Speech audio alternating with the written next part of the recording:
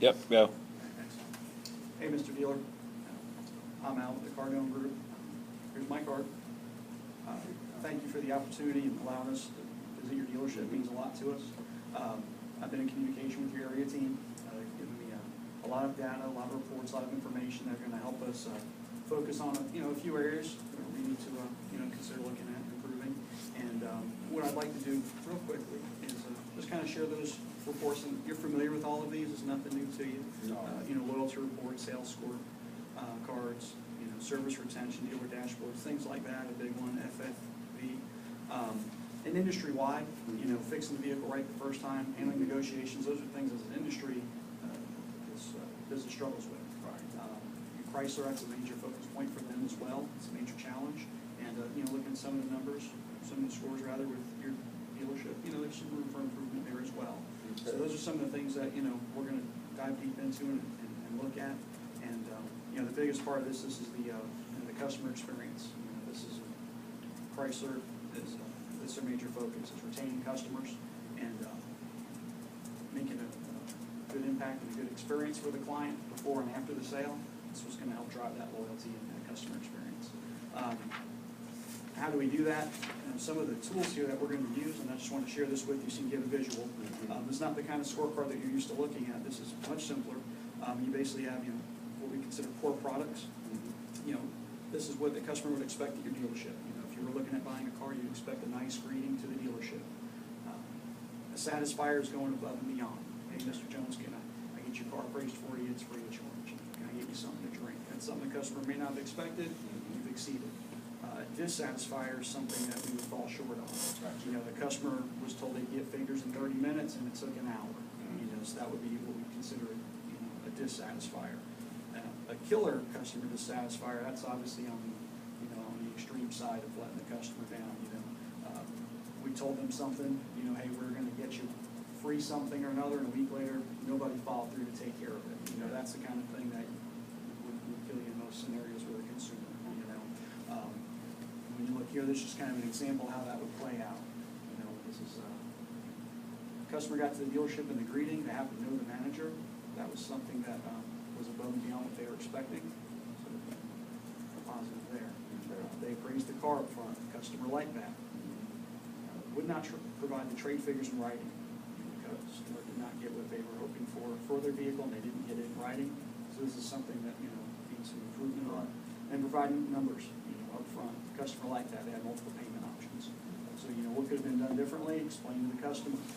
This is just kind of a way to isolate and find out where we can improve. And throughout every touch of the sales process, brand strategy, the internet department, the greeting, you've got the same scorecard. Okay. So what I'm going to do is essentially immerse myself, in your culture at your dealership, sales and service for the next few days, and just basically observe. Through interviewing, role playing, talking to your people, find out what makes them tick, what makes your customers happy, sad, and just document these things. So when we get to Friday, the last day, I'll have all this stuff loaded up for you. Speaking of Friday, we generally try to have a playback meeting about 3 o'clock or so. Is that something that would fit within your schedule, around 3? No, I've got some obligations on Friday. I'd probably have it around 11 if possible. About 11, okay. Aside from yourself, other department heads that you want present, who would you want there aside from yourself? The fixed ops manager and then the GSM. Okay.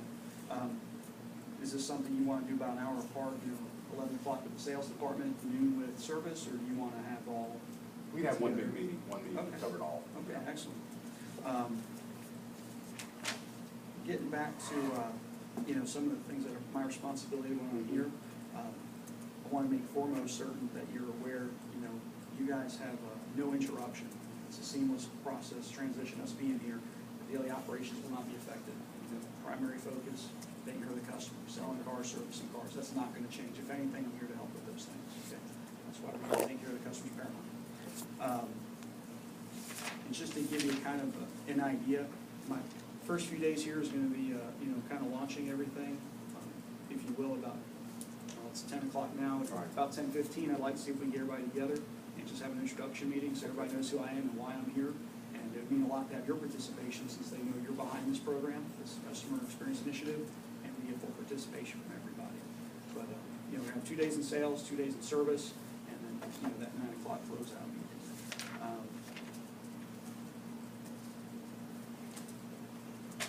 During that week, during this week, I'm gonna be putting together action plans.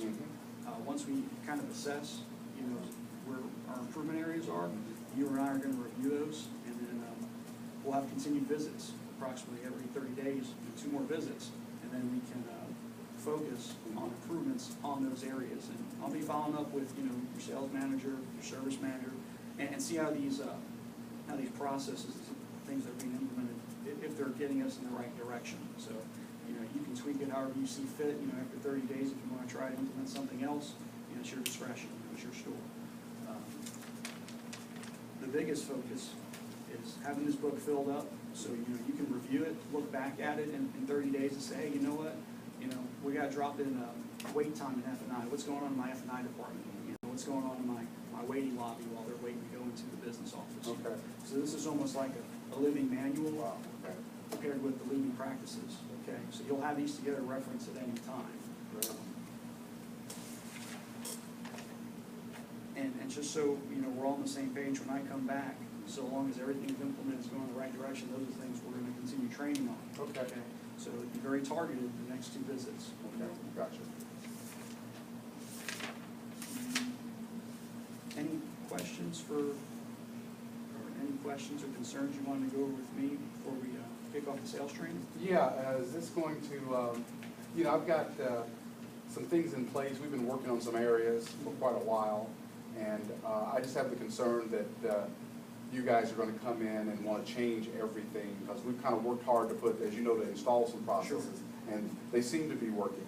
So we're still tweaking them, but now, you know, it's just my concern now that you're going to totally just tear down that house and want to build totally new processes, and you know, I don't know if, you know, how that's going to work. I feel a little bit uncomfortable with that. You know, it goes without saying, you guys know your market, you know your area, you're professionals. This is what Right. you guys do. We're not here to change your processes or change the wheel.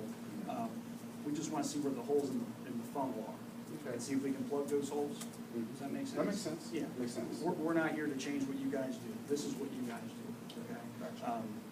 At the same time, everybody has responsibilities at the dealership, and sometimes having a third party with their eye on everything that's not partial, it just helps you identify some of those areas where the improvement is. Understood. And generally speaking, across the board, again, it's customer retention, and you know, that ties into a lot of things that you and I will review later.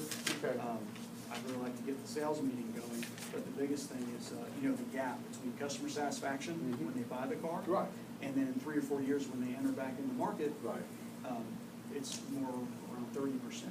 So Okay. addressing that gap, because the reality is it's a lot cheaper to retain our customers than it is to go out and get new ones. Yes. So those are the key things that we generally have to focus on. Every store is a little different. Okay. And that's the idea behind these scorecards, because Gotcha. every store is unique. Okay. But I feel confident we can implement a few things without changing your process here at the dealership. That's definitely not our goal. That's not why we're here. Sounds good. And you guys do a lot of things great. Thank you. Any other questions? No, that's it. I'm ready to, I'm anxious to see everything move forward. Excellent. Let's roll. Okay, thank you. All right.